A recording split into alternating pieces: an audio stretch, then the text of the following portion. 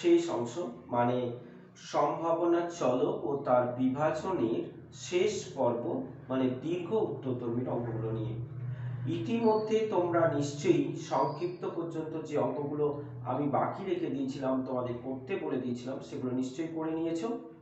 সেইগুলো করে নেওয়ার পর এখন দেখো দীর্ঘ উত্তরধর্মী অঙ্কগুলো কিভাবে করতে হবে। দেখো আবার সে আগের কথাটাই বলছি, বইটা কিন্তু তোমরা খুলে নেবে, তোমাদের বই তোমার সামনে রাখবে, তারপরে ভিডিও দেখবে, ঠিক আছে? দীর্ঘ উত্তরধর্মী একের অঙ্কটা দেখো, পড়ে নাও নিজের বই থেকে।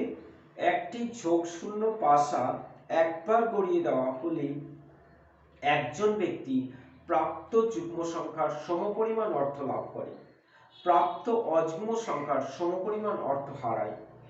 গেম পিছু পরিমাণে সে কত অর্থ প্রত্যাশা করতে পারে। তার মানে অর্থ প্রত্যাশা এটাও। তাহলে আমরা এর আগে সংক্ষিপ্ততে এইরকম অর্থ প্রত্যাশা দুটো বের করেছিলাম, তোমরা নিশ্চয়ই দেখে রেখেছো। তো এখানেও আরেকবার দেখো, যোগ শূন্য পাশা, তাহলে আমাদের সম্ভাবনা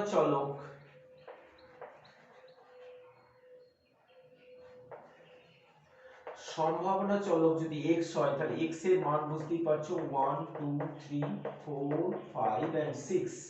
তাহলে এটা বিভাজন তালিকা আমরা তৈরি করে নেব, 1 2 3 4 5 আর 6।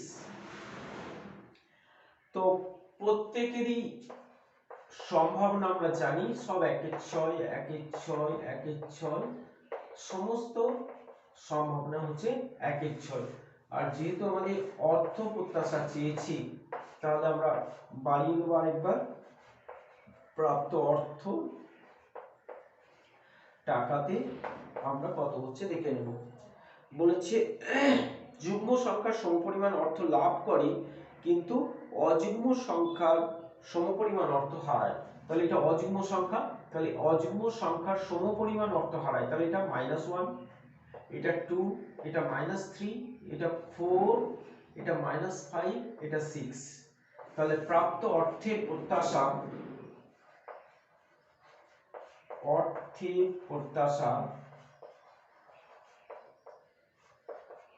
বুঝতেই পারছো, 1/6 আছে সব, তাহলে 1/6 ইন্টু -1 প্লাস 2 -3 প্লাস 4 -5 প্লাস 6, তার মানে 6 4 10 12, আর এখানে হচ্ছে 8 9, তার মানে হচ্ছে 3/6, তার মানে 1/2।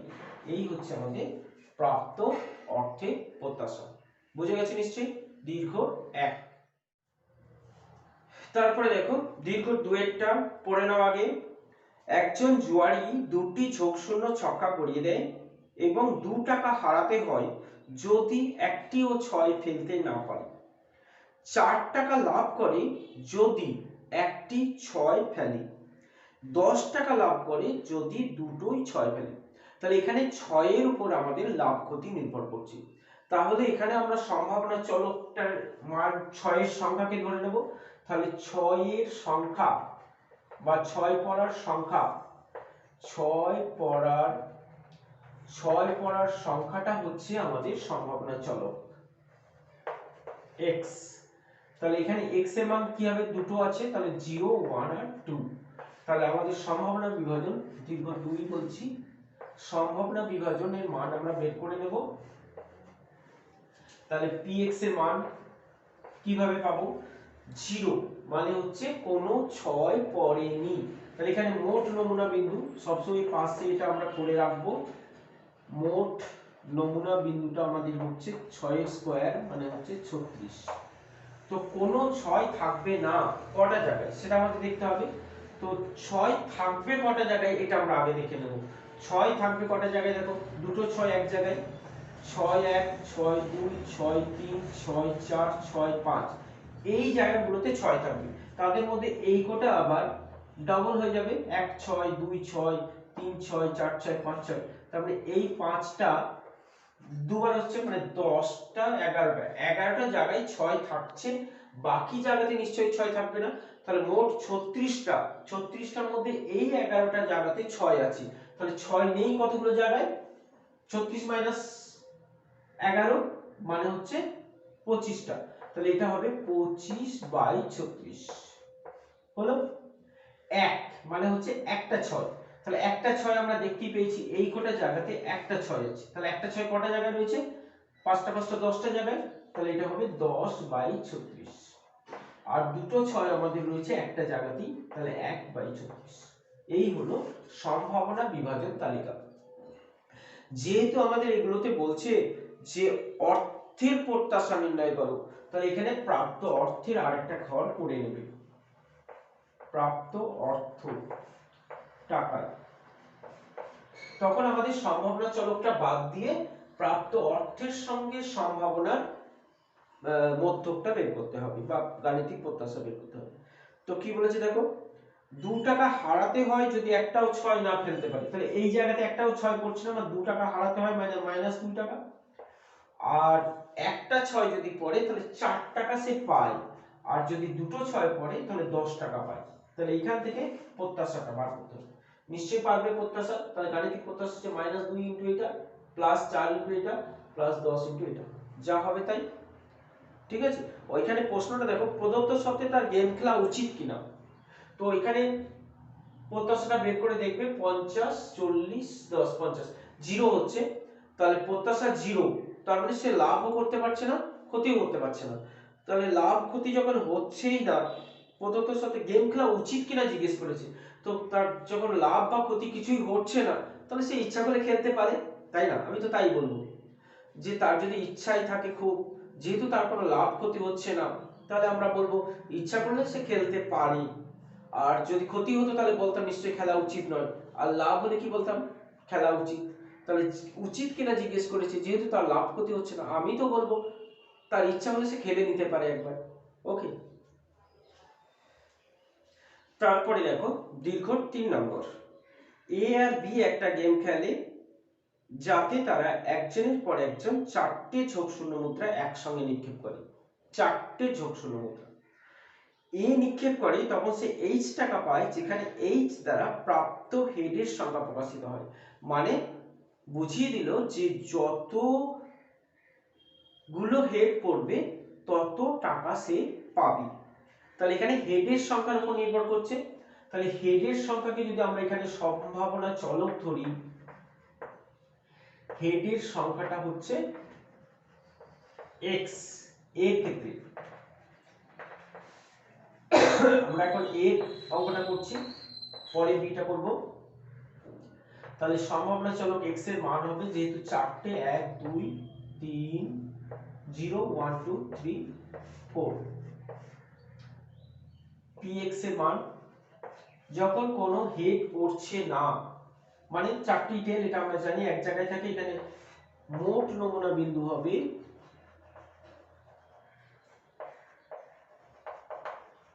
2 টু দি পাওয়ার 4 মানে হচ্ছে 16। তাহলে এটা 1/16 হচ্ছে একটা হেড। তাহলে একটা হেড যদি থাকে তাহলে আমরা জানি যেহেতু 4টে আছে তাহলে 3টে টেল থাকবে, তাহলে এই কোটাকে বিন্যাস করা যায়, মোট আছে 4টে, তাহলে 4 ফ্যাক্টরিয়াল, আর তার মধ্যে 3টে টেল আছে, তাহলে 3 ফ্যাক্টরিয়াল দিয়ে ভাগ, তার মানে 4, তাহলে এটা হবে 4/16। দুটো হেড, দুটো হেড থাকলে অবশ্যই দুটো টেল, তাহলে দুটো হেড দুটো টেলকে বিন্যাস করা যাবে, এটাও 4 ফ্যাক্টরিয়াল বাই দুটো হেডের জন্য 2 ফ্যাক্টরিয়াল 2 ফ্যাক্টরিয়াল, মানে হচ্ছে 24/4 মানে 6, তাহলে 6/16। তিনটে হেড একটা টেল, তো এটাও সাজানো যাবে একই, 4 ফ্যাক্টরিয়াল বাই 3 ফ্যাক্টরিয়াল মানে 4 হবে, তাহলে 4/16। চারটে হেড একবারই হবে, তাহলে 1/16, 4 4 8 6 14 16। ঠিক আছে, প্রাপ্ত অর্থ টাকায়। দেখো কি বলেছে, বলেছে যত পড়বে এইচ টাকা পাই, এইচ দ্বারা প্রাপ্ত হেডের সংখ্যা প্রকাশিত পায়। তাহলে এইচ টাকা পাচ্ছে, তাহলে এখানে 0 টাকা পাচ্ছে, এখানে 1 টাকা পাচ্ছে, এখানে 2 টাকা পাচ্ছে, এখানে 3 টাকা পাচ্ছে, এখানে 4 টাকা পাচ্ছে। তাহলে প্রাপ্ত অর্থের প্রত্যাশা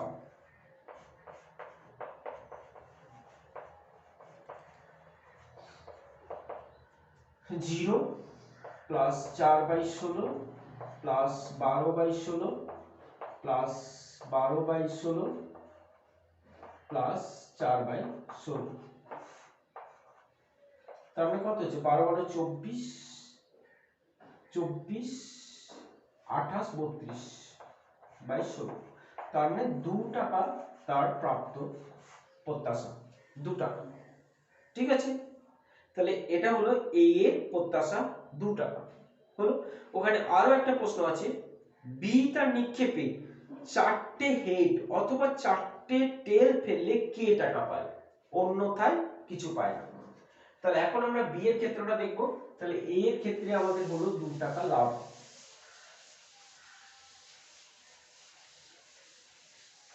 এখন আমরা দেখব বি এর ক্ষেত্রে কি হচ্ছে। বি এর ক্ষেত্রে কি হচ্ছে, তো বি এর বলেছে 4টে হেড বা 4টে টেল। তাহলে 4টে হেড বা 4টে টেল আমরা যে টেবিলটা রয়েছে ওই টেবিল থেকেই আমরা করতে পারি। তো বি এর ক্ষেত্রে 4টে হেড বা 4টে টেল, তার মানে 1 2 3 4, x এর মান 1 2 3 4ই ছিল। ঠিক আছে, তো এখানে সম্ভাবনাগুলো একই ছিল, 1 এর 16 ছিল, যা ছিল তাই থাকবে। 1 এর 16, এটা ছিল 4 এর 16, এটা ছিল 6 এর 16, আর এটা ছিল 1 এর 16, না 1 ও 0 ছিল একটা, জিরোটা হচ্ছে 1 এর 16, এটা হচ্ছে 4 এর 16, এটা হচ্ছে 6 এর 16, এটা হচ্ছে 4 এর 16, এটা 1 এর 16, এরকম ছিল টেবিলটা। ঠিক আছে, এখন গাণিতিক অর্থ, প্রাপ্ত অর্থটা আমাদের পাল্টে যাচ্ছে বি এর ক্ষেত্রে। প্রাপ্ত অর্থ টাকাতে যেটা ছিল সেটা আমাদের পাল্টে যাচ্ছে। এটা বলেছে কোন 4টে জিরো হেড মানে 4টে টেল, 4টে টেল পড়লে সে কে টাকা পাবে, আবার 4টে হেড পড়লেও কে টাকা পাবে, আর বাকিগুলোতে সে কোনো টাকা পাচ্ছে না। তাহলে এর ক্ষেত্রে প্রত্যাশাটা হচ্ছে k/6 প্লাস বাকিগুলো সব 0 ইনটু k/16, তার মানে 2k/16 মানে k/8, এটা হচ্ছে বি এর প্রত্যাশা। এখন গেমটি পক্ষপাতহীন, গেমটি যদি পক্ষপাতহীন হতে হয় তাহলে এ যত টাকা পাবে বি ও তত টাকা পেতে হবে।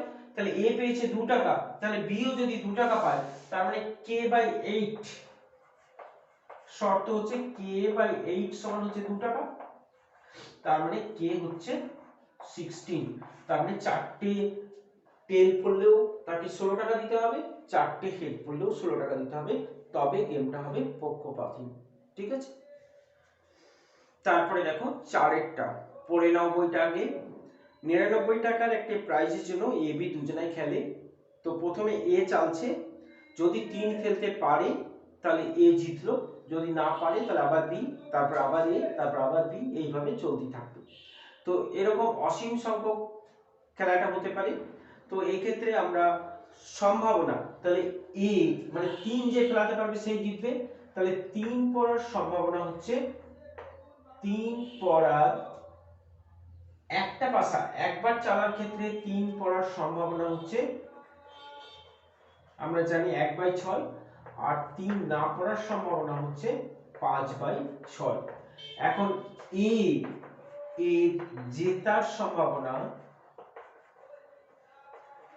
মনে করছি আমরা সম্ভাবনার অঙ্কতে এরকম অঙ্ক করেছিলাম, এ এর জেতার সম্ভাবনা যদি এ প্রথমেই 3 ফেলে দেয়, মানে প্রথমেই 3 ফেলে মানে 1/6 প্লাস মানে এর স্যাম্পল টেস্ট যেটা নমুনা অঞ্চল যেটা হয় সেটা এরকম লেখা হয় যে প্রথমেই 3 পড়লো, অথবা প্রথমে 3 পড়লো না, 3 পড়াটাকে যদি আমরা এ ধরি, 3 পড়াটাকে যদি আমরা এ ধরি, তাহলে স্যাম্পল পয়েন্ট এরকম হবে এ কমপ্লিমেন্ট বি, তারপরে বিও পারলো না, তারপরে আবার এ পড়লো, এইরকম একটা ব্যাপার হবে। তাহলে 1 এর 6 মানে এ প্রথমে 1 এর 6 মানে 3 ফেলে দিল। এবার যদি প্রথমে এ চাললো কিন্তু 3 পড়লো না, তাহলে 5 এর 6, তারপরে বি, এর উপরে বি নির্ভর করে না, ঘটনাগুলো সব স্বাধীন হবে, সেই জন্য বিও পারলো না, তখন আবার এর ক্ষেত্রে এ যদি পেরে যায় তাহলে এরকম হবে, প্লাস এ পারলো না, তারপরে বি পাবে, বিও পারলো না, আবার এ পাবে, এও পারলো না, আবার বিও পারলো না, তখন যদি আবার এ পেরে যায়, তো এইভাবে খেলাটা অসীম পর্যন্ত চলতে থাকবে। তাহলে এখানে যদি আমরা 1 এর 6 কমন নিই তাহলে পাবো 1 plus whole square whole to the power 4, এটা অসীম পর্যন্ত চলতে থাকবে। তার মানে হবে 1 এর 6 ইনটু অসীম সংখ্যক গুণোত্তর শ্রেণীর যোগফল আমরা জানি 1 মাইনাস 25/36, 1 এর 6 ইনটু 36/36 মাইনাস 25 মানে 11, তার মানে 6/11। অতএব এ এর প্রত্যাশা হবে 6/11 ইনটু 99 মানে 54 টাকা। ঠিক আছে, একইভাবে বি এরটা যখন আমাদের বের করতে হবে তাহলে বিটা নিচে করবে। বি এর প্রথমে যেটা সম্ভাবনা বার করব, তো যেহেতু বি, তাহলে বি এর জেতার সম্ভাবনা, বি এর জেতার সম্ভাবনা কত হবে? প্রথমে তো এ চাললো, এ পারলো না, তারপরে বি পারলো, এরকম হবে। প্রথমে এ পারলো না, আবার বিও পারলো না, আবার এ পারলো না, আবার বি পারলো, তো এইরকম একটা অসীম শ্রেণী আসবে। তাহলে এখানে আমরা 5 এর 6 আর 1 এর 6 যদি কমন নিয়ে নিই তাহলে কি পাবো? 1, 5 এর 6 আর 1 এর 6 কমন নিয়েছি, তাহলে 5/6 হোল স্কয়ার প্লাস দেখবো 5/6 হোল টু দি পাওয়ার 4, এইরকমই একটা সিরিজ আসবে। ঠিক আছে, এখান থেকে বি এর সম্ভাবনা বার করে আমরা বি এর প্রত্যাশাটা বার করতে পারবো। তাহলে এটা নিচে শেষ করতে পারবে।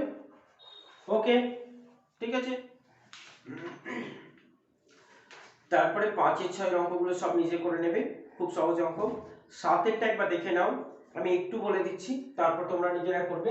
7 এর একটা বিভাজক তালিকা দেওয়া রয়েছে, তো এখান থেকে আমরা প্রথমে x চলকের মধ্যক বের করব। তাহলে x চলকের মধ্যক হবে 1 এর 6 ইনটু 1, 1 এর 6 ইনটু 2, 1 এর 6 into 3, 1 plus 2 plus 3 plus 4 plus 5 plus 6, তার মানে হচ্ছে 1 এর 6 ইনটু 1 থেকে 6 পর্যন্ত যোগফল 6 7 42 21, তার মানে 3 7/2। তাহলে x চলকের মধ্যক হচ্ছে 7/2। এইখান থেকে আমরা x চলকের ভেদ মানটা বার করে নেব, ভার x বা ভেদ মান, মনে আছে? তাহলে এখান থেকে আমরা ভার x টা বার করতে পারবো। ভার x টা হচ্ছে, এটা তো ex, এটা তো ex, তাহলে ভার x টা হচ্ছে ex স্কয়ার মাইনাস ex এর হোল স্কয়ার। এখান থেকে ভার x বের করতে পারবো। তারপরে আমরা y চলকের বের করব। তো y চলকের কিভাবে বের করব? আমরা জানি y যদি ax b হয়, মনে আছে? y যদি ax b হয়, তাহলে y বার বা y এর বা ey বা y বার হবে a into ex plus b, তার মানে a into x bar plus b। আর ভারের ক্ষেত্রে ভার y হবে ভার ax plus b, তার মানে হচ্ছে a স্কয়ার ভার x প্লাস a স্কয়ার ভার x শুধু। তাহলে এইটা আমাদের ভ্যারিয়েন্সের ক্ষেত্রে। তাহলে এই দুটো সূত্রের সাহায্যে নিয়ে আমরা x চলকের ভেদমান থেকে, x চলকের মধ্যক থেকে y চলকের মধ্যক বের করতে পারবো। তাহলে y চলকের মধ্যক হবে 2 ইনটু 7/2 প্লাস 3, তার মানে হচ্ছে 10। আর এই ফর্মুলাটা থেকে আমরা a স্কয়ার ইনটু ভার x, এখানে ভার x যেটা পাবো ইনটু a স্কয়ার বলতে 2 স্কয়ার ইনটু ভার x সমান হবে ভার y। তাহলে এখান থেকে আমরা ভার y টা বের করতে পারবো। ঠিক আছে,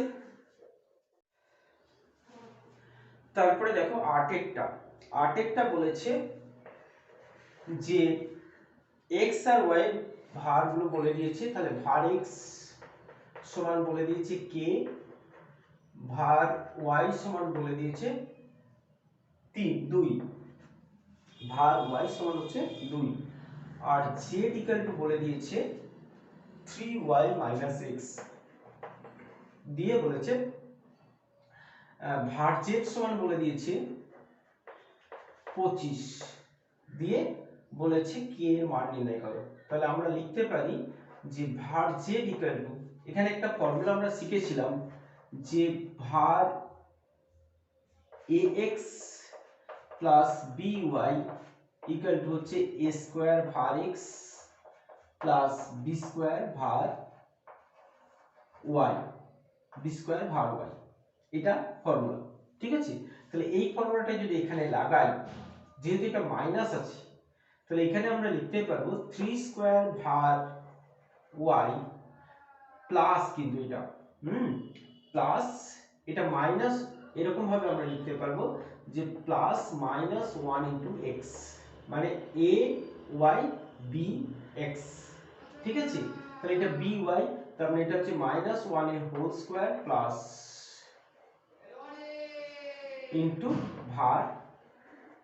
ইনটু var x। তো এই ফর্মুলাটার সাহায্য নিয়ে আমরা নিশ্চয়ই var এর মানগুলো বসিয়ে k এর মানটা বার করতে পারবো। ঠিক আছে, তাহলে এটা নিতে হবে। তারপরে দেখো 9টাও আমরা একই ভাবে করতে পারবো, একদম 8 এর মতো করি 9টাও হয়ে যাবে। ঠিক আছে, তারপরে দেখো 10এরটা। তো 10এরটা কি বলেছে, 1 থেকে 150 পর্যন্ত সংখ্যাগুলি থেকে একটি সংখ্যা নেওয়া হয়।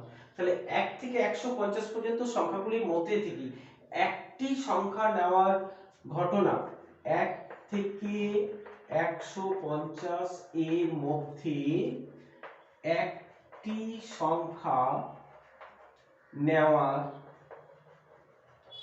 ঘটনা যদি আমরা a বলি, বা ঘটনাকে যদি আমরা x বলি, আর 1 থেকে 75 এর মধ্যে একটি সংখ্যা নেওয়াকে, একটি নেওয়ার ঘটনাকে যদি আমরা